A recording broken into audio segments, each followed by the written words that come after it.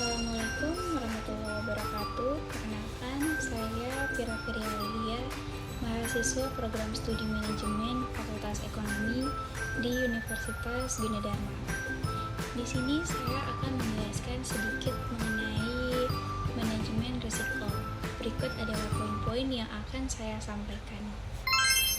Materi yang pertama ada pengertian risiko, yang kedua ada macam-macam risiko bank, dan yang ketiga ada langkah-langkah penerapan manajemen risiko. Pengertian risiko.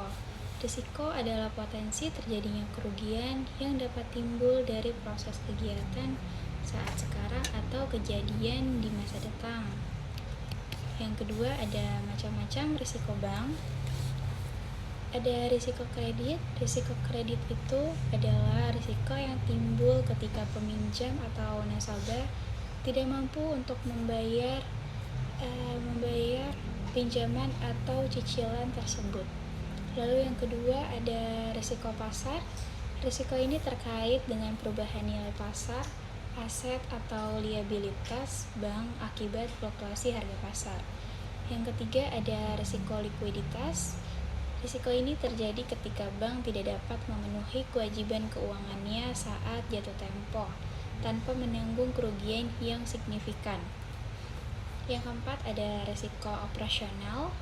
Risiko ini terkait dengan kerugian yang timbul dari kegagalan proses internal sistem manusia atau kejadian eksternal. Lalu yang kelima ada risiko hukum.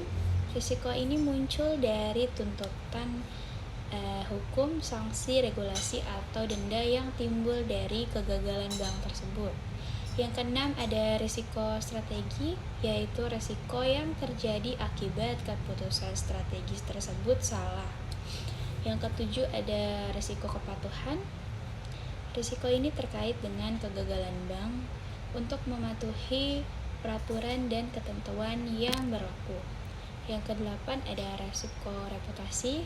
Risiko ini terjadi ketika ada kejadian atau situasi yang merusak citra atau kepercayaan publik terhadap bank tersebut. Selanjutnya, ada langkah-langkah dalam penerapan manajemen risiko. Yang pertama ada identifikasi. Melihat data sebelumnya bisa mengidentifikasikan orang lain. Yang kedua, ada analisis. Menentukan penyebab dan dampak dari setiap risiko yang terjadi. Yang ketiga ada evaluasi. Evaluasi skor risiko dan prioritaskan risiko yang akan ditindaklanjuti. Lalu yang keempat ada buat rencana untuk menangani atau memodifikasi risiko untuk mencapai tingkat risiko yang dapat diterima dan diimplementasikan. Yang terakhir ada pantau atau lapor. Pantau, telusuri, dan tinjau risiko untuk memastikan tingkat risiko masih diterima atau tidak. Sekian dari saya, kurang lebihnya mohon maaf. Wassalamualaikum warahmatullahi wabarakatuh. Terima kasih.